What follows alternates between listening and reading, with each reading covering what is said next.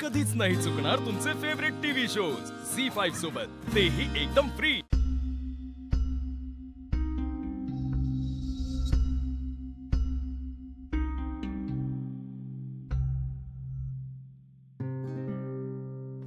लाल्या कुठला माज आहे तुझा?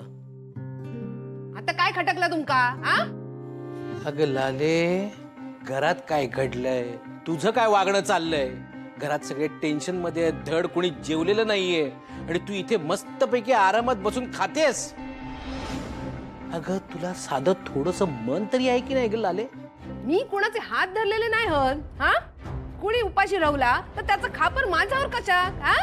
माका भूक लागली ना तर मी खाणार। माझ्या घरात मी कशा कोणाची वाट बघू? हे बघ, हे तुझे जे वागणं आहे ना लाले, हाच प्रॉब्लेम आहे। लाले, मला आहे ना तुझ्या घरातल्यांसमोर तुला सारखं सारखं बोलायला आवडत नाही, म्हणून मी मगाशी गप्प बसलो। पण तू तुझा हट्ट सोडतच नाहीयेस। अगं आज ओवी नसती ना तर काय झालं असतं आपल्या श्रीनूचं? याचा थोडा तरी विचार कर। अगं आपल्या मुलावर आलेला अनर्थ आज तिच्यामुळे टळलाय, तिच्यामुळे आज तुझं नाक वर राहिलंय, नाहीतर आज गावात तोंड दाखवायला जागा नसती। हे बघा, मी तिका सांगितलंय नव्हतं चारूचं खोटोपणा बाहेर काढ म्हणा, आणि तिचा काय स्वार्थ हा ना त्या तुमका बरोबर माहित हा।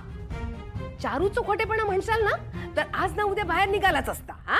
आणि त्यानंतर मी तिका अद्दल घडवली असती। माका ना कोणाची गरज नाही हा, समजलास? आणि ओवीचा म्हणशाल ना तर माझो भाऊ आज माझ्यावर रागवून निघून गेलेलो हा, आणि त्यासाठी मी तिका कधीच माफ करूचे नाही। गे माझे बाय लाले, अगं तिच्यामुळे काही झालेलं नाहीये। जे काय सगळं झालेलं आहे ना ते तुझ्या स्वार्थी स्वभावामुळे आणि सगळं तुझ्या हव्यासामुळे, त्यामुळे तुझा भाऊ तुझ्यापासून लांब गेलाय।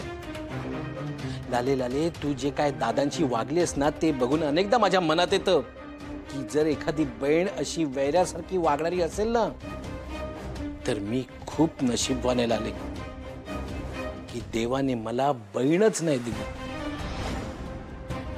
अगं लाले, दगडाला पाजर फुटेल ग, पण तुला नाही।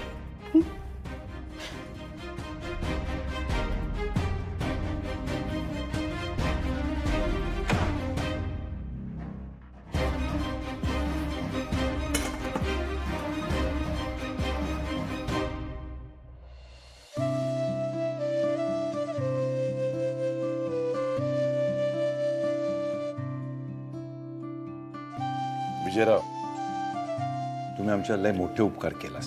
दादा, म्हणजे एखाद्या संकट समय देव कसं धावून येतो तसे तुम्ही धावून आलात आमच्यासाठी। होत्याचं नव्हतं होणार होता,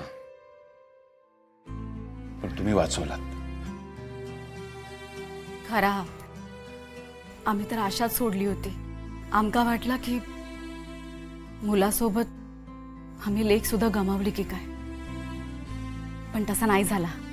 तुम्ही तसा होक दिलंच नाहीस। झी5 ॲप डाउनलोड करा आणि पहा सर्व एपिसोड्स एकदम फ्री।